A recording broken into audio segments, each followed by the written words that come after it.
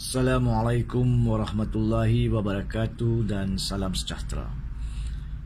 Pada hari ini saya merujuk secara khusus kepada laporan media Malaysia Kini, iaitu yang dilaporkan pada 13 hari bulan Oktober 2022 dengan tajuk buka kata ada kemungkinan kecuaian Dr. M dalam isu tuntutan batu putih, tutup kata.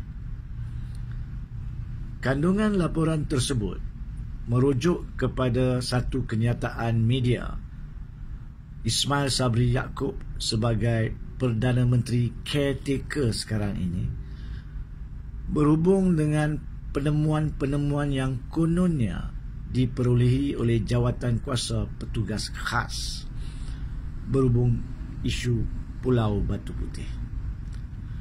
Pertama sekali lagi kerajaan-kerajaan Barisan Nasional ataupun Perikatan Nasional secara konsisten cuba mempolitikkan isu undang-undang, apatah lagi yang berkaitan dengan isu undang-undang antarabangsa. Walhal menurut konsep keluhuran perlembagaan dan kedaulatan undang-undang, undang-undang tidak boleh dipolitikkan. Apatah lagi selepas pembubaran Parlimen pada 10 hari bulan Oktober 2022. Pada hari ini 13 hari bulan Oktober 2022, barulah Ismail Sabri Yaakob, kini sebagai jurucakap Barisan Nasional, ingin menampilkan dan kononnya mendedahkan penemuan-penemuan yang boleh dipersoalkan itu. Itu yang pertama. Yang keduanya, seperti yang pernah sebelum ini dibangkitkan, penubuhan pasukan tugasan khas ini tidak ada apa nilai perundangan sekalipun. Dan ianya telah ditubuhkan juga untuk tujuan politik semata-mata.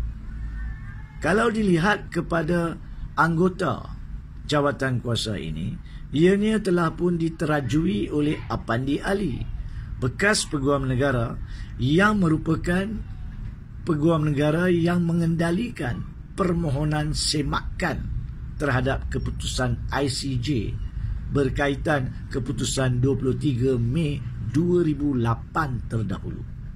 Bukankah dia mempunyai konflik kepentingan? Sebab pada 11 Jun 2018, kerajaan yang diterajui oleh Tun Dr. Mahathir telah membuat keputusan untuk menarik balik semakan itu, iaitu semakan yang difailkan oleh Apandi Ali. Bukankah itu contoh terburuk konflik kepentingan untuk beliau dilantik sebagai peneraju jawatan kuasa itu? Begitu juga dua lagi anggotanya, iaitu Peguam Swasta Muhammad Firoz dan Abu Bakar As-Siddiq, adalah kedua-dua peguam swasta yang telah pun dipilih dilantik oleh Apandi Ali pada masa yang sama. Bukankah mereka mempunyai konflik kepentingan untuk mengukuhkan dan mengekalkan keputusan mereka untuk memberi nasihat kepada Apandi Ali memfailkan semakan dan meneruskan semakan? Saya tidak tahu apakah asas perundangan untuk Ismail Sabri menyatakan dalam kenyataannya bahawa ini adalah suatu keputusan yang telus tanpa mengambil pihak, sedangkan ketiga-tiga yang dinamakan ini mempunyai konflik kepentingan yang terserlah sebesar gajah. Yang ketiganya, isu berkaitan dengan batu putih sampai sekarang tidak dijawab oleh mana-mana kerajaan selepas 2008 keputusan dikeluarkan oleh ICJ, iaitu sama ada kerajaan Barisan Nasional sehinggalah kerajaan Perikatan Nasional dan kerajaan Ismail Sabri. Apakah langkah-langkah yang telah diambil oleh kerajaan-kerajaan itu berkaitan dengan Pulau Batu Tengah yang telah dianugerahkan kepada Malaysia? Kenapa itu tidak disentuh? Bagaimana pula dengan pulau ataupun Tubir Selatan, Southern Ridge, yang diarahkan untuk dimajukan secara kerjasama dengan Singapura?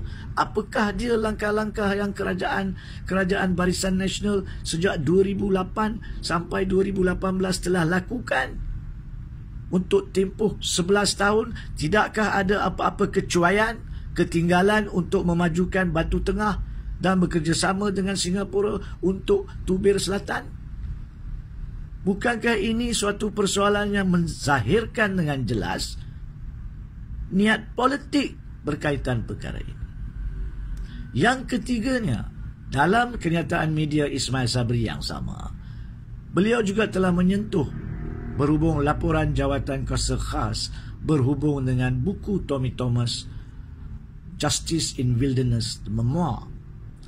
Saya bukan berhasrat menyentuh berkaitan buku itu, tetapi dalam kenyataan media, beliau telah menyatakan laporan buku Tommy Thomas telah diniah klasifikasi dan didedahkan kepada umum. Kenapakah perkara yang sama tidak dilakukan dengan laporan Jawatan Kuasa Pasukan Khas Pulau Batu Putih? Kenapa layanan dua standard? Kenapakah satu didedahkan, satu tidak didedahkan? Apakah yang ingin disembunyikan oleh kerajaan Ismail Sabri Yaakob? Soalan-soalan seperti ini wajib dijawab terlebih dahulu sebelum menuding jari kepada pihak kerajaan yang membuat keputusan menarik balik semakan pada 11 Jun 2018 di atas prinsip perundangan antarabangsa, kerana kerajaan Malaysia yang memfailkan semakan itu tidak mematuhi keperluan dan standard prinsip penampilan keterangan baru. Ini adalah isu perundangan yang tidak boleh dipolitikkan, tidak wajar dipolitikkan.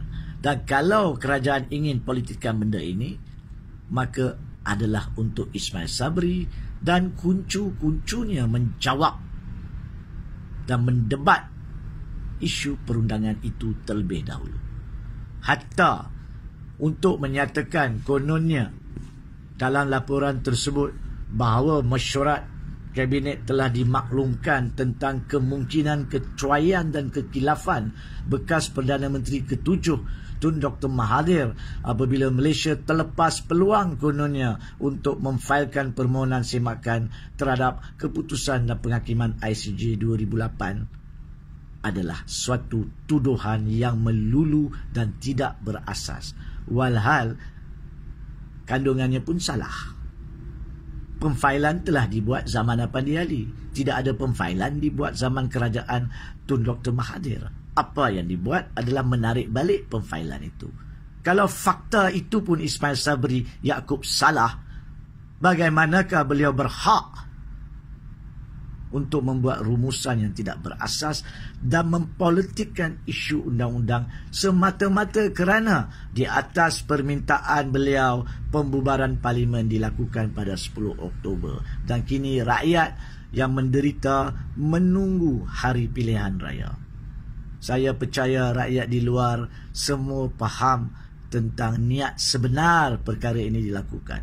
Dan jika pun, akhir sekali, yang kelima, jika pun kerajaan ataupun Ismail Sabri percaya mereka mempunyai asas, maka buatlah apa yang boleh dibuat dari segi perundangan dan kehakiman. Itu pun bukan sekarang, sebab sekarang anda bukan kerajaan yang sah. Sebagai kerajaan caretaker, anda tidak berhak membuat apa-apa keputusan polisi langsung. Harap itu pun boleh dipelajari daripada kandungan video ini. Sekian.